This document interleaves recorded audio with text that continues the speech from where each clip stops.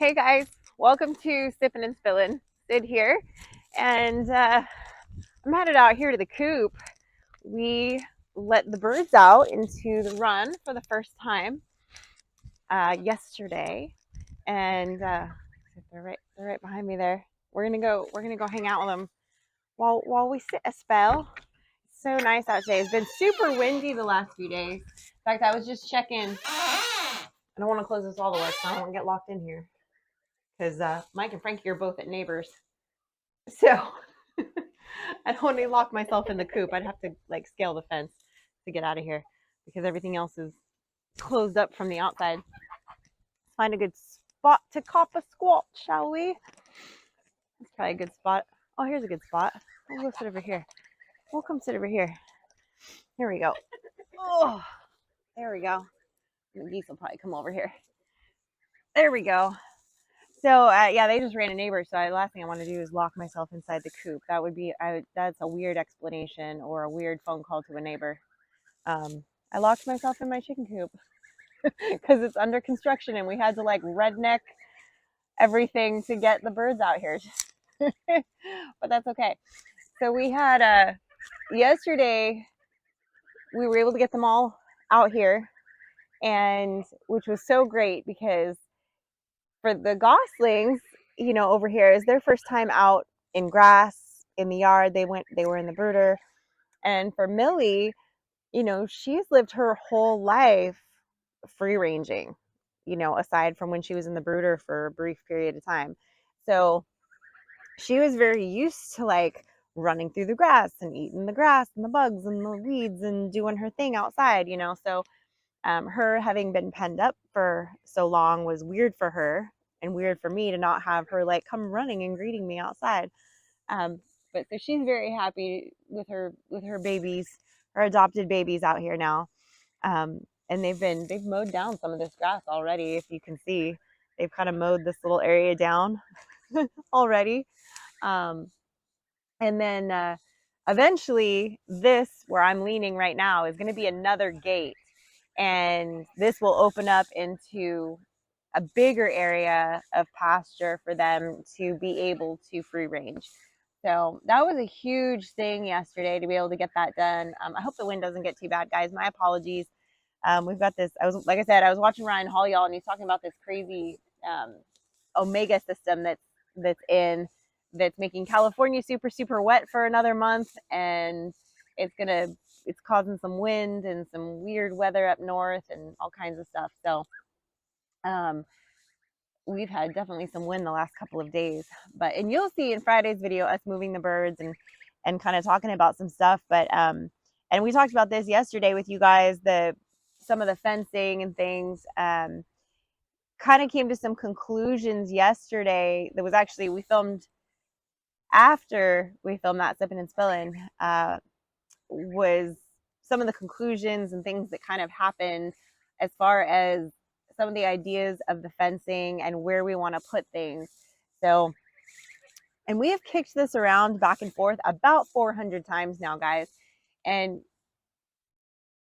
I think like the thing to remember too for us, like, we had the garden, we've had the animals, we've been doing those things, we've been building, we've been doing all of those things.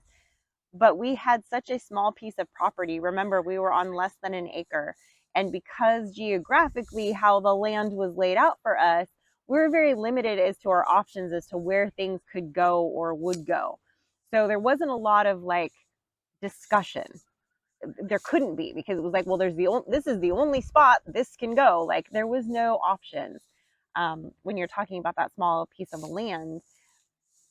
Here, it's a little different because with 45 acres, you have options and there's different areas of the land that are better for different things. And, now spending so much time here and having walked and ridden all over the land now and flown over the land, um, it makes a difference as far as kind of how the game plan has changed for us.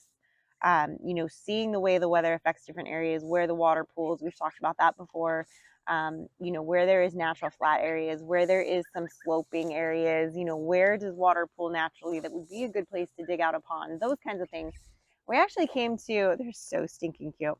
We actually came to some really good conclusions yesterday that I think will end up being the long-term game plan. I think that long term, it's going to be super sustainable for us to have things laid out the way we kind of discussed yesterday. So you guys will see that in Friday's video. I'm trying to sit so you guys can see the geese because they're over here eating. They're so cute. There they are. They're eating the grass. Um, but yeah, I mean, I think that long term, and I'll give you guys this one little spoiler here, that kind of where I'm sitting right now at the edge of the coop run, overlooking the pasture here to the culvert, that next to me here on this side is going to end up being the barn. And we had talked about that originally. Mike didn't want it there. The thing I brought up was that it kind of blocks the view of this beautiful pasture. I don't know. This is like my favorite view on the property. Just this view. I don't know why. There's lots of other beautiful places on the property. I mean, you can't throw a rock and hit a pretty spot, right? So there's no shortage of that. I just really do like, I've seen deer walking out there. You see big hawks fly through. It's just a pretty, I don't know, it's just a pretty spot, right? When it rains, you can see the water flowing through. Like, it's just pretty. So, but with the mechanics of the land, it makes sense for us to kind of have it next to the coop for a lot of reasons. And we'll get into that in Friday's video. But I do think that I feel better now about the game plan than I did a day ago. Things can change so quickly. I went from kind of being like, oh yeah, I don't know, it's going to be way over there, or oh, I don't know how I feel about this fence line, or I'm not really sure what his game plan is, because Mike always, he can picture things really well. He can describe it and he can picture it really well and he can draw it out for me. It never clicks in my brain. My brain does not translate it properly. Like, we literally have to walk to the spot he's talking about, and he has to like walk to the edge of where he's talking about putting something and walk to the other edge of where he's talking about putting something. And then even then I still am like, okay, so then what way is it facing? Like, it doesn't, my brain just doesn't work that way. I can't visualize things like that. I can visualize things, but I can't visualize things, and I can describe them to somebody else, but I can't visualize what somebody else describes to me. I really have a hard time with that. My brain just like goes blank and dark and it gets cold. So it just doesn't end well. So he gets frustrated. He's learned to deal with it now, but he used to get really frustrated because I didn't understand what he's trying to tell me. And I'm like, I can't picture that. And he's like, why can't you picture that? I'm like, I don't know, but I just can't.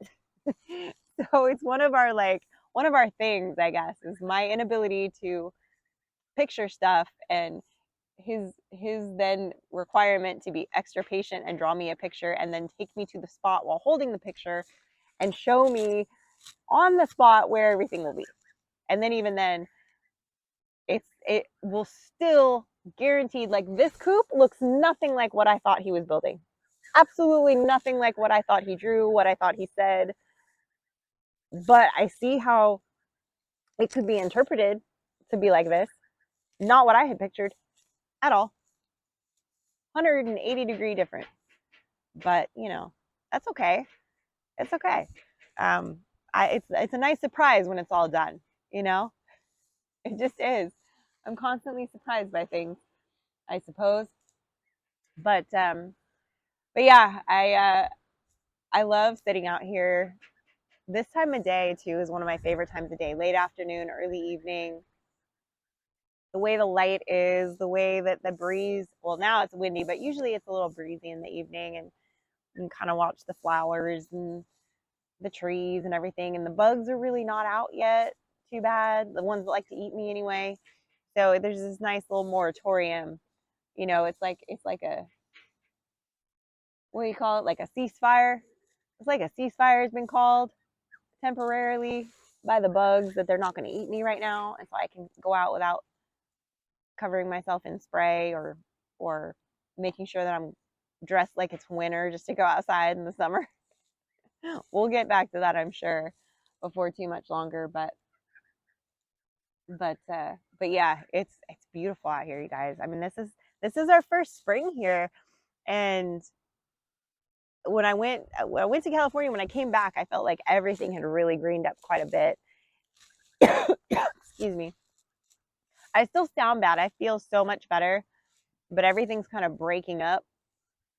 So I apologize if I still sound like Marge that works behind the counter at the 7-Eleven. It's just going to be the way it is until this all breaks up. Excuse me. And the wind isn't helping. Probably. Maybe sitting outside was my best idea, but it is so darn pretty out here. And you can't tell me that the fresh air doesn't help when you're sick. I feel like it does. Like I always try to at least sit outside for a little bit and drink some tea or something on the porch and just get some fresh air, just because I feel like when you're sick, you need that fresh air a little bit. You need some vitamin D, and you need that stuff. So, and plus I don't do well being cooped up in bed for a couple of days. Like I didn't work out. Well, okay then. Thank you. I didn't work out for a couple of days, and I didn't I think I ate broth for like 2 days. That's the first time that one's crowed. He's very proud of himself.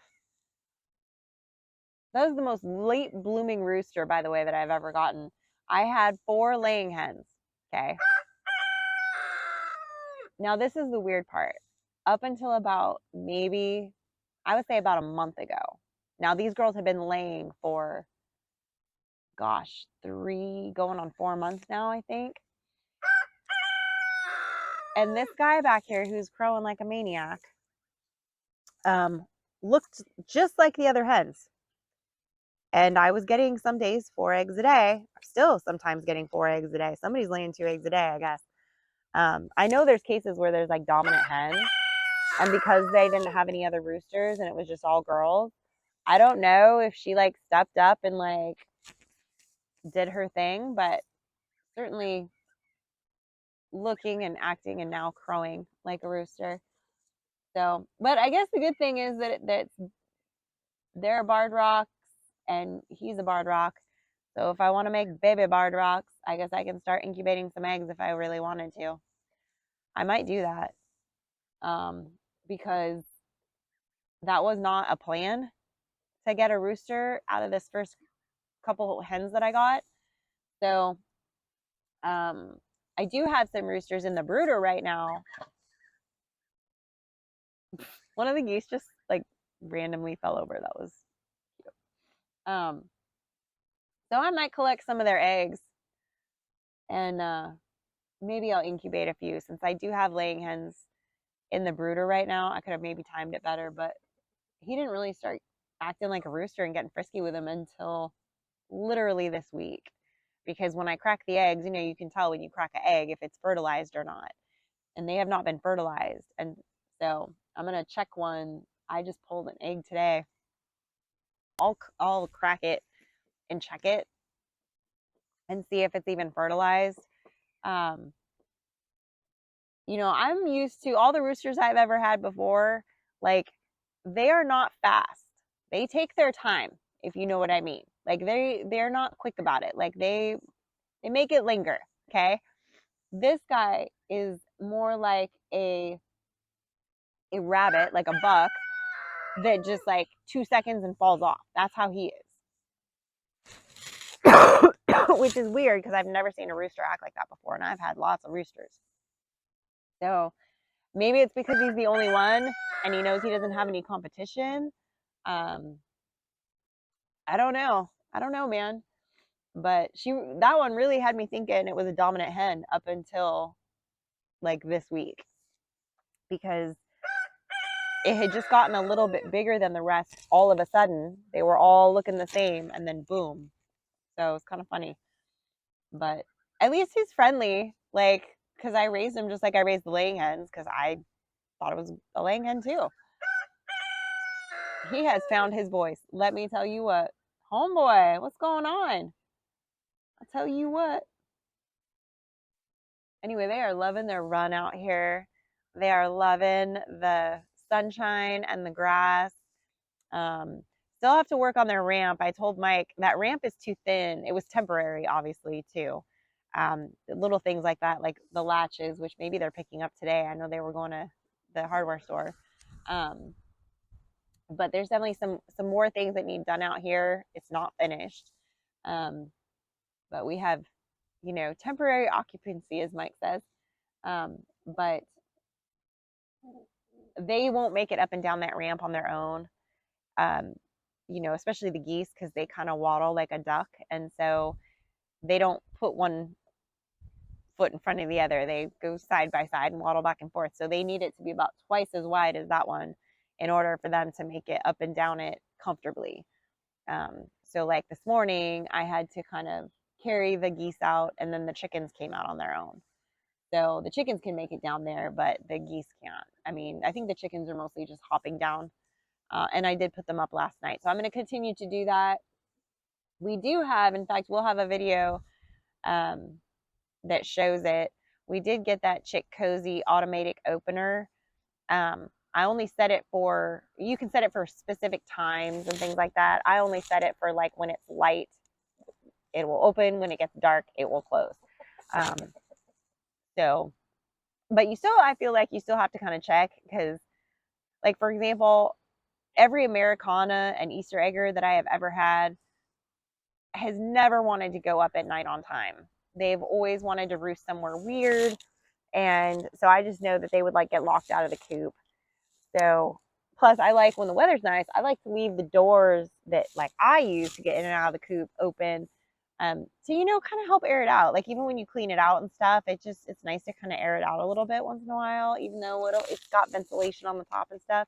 It's different when you got a nice breeze coming through and you can kind of like open it up and let the air in. So we'll see. We'll see. But they're loving it out here. I'm loving sitting out here, enjoying them, listening to them, and having fun and enjoying the view out here. I will be excited when this is done, when the gate is here, when both sides of the gate are over here, which it's coming.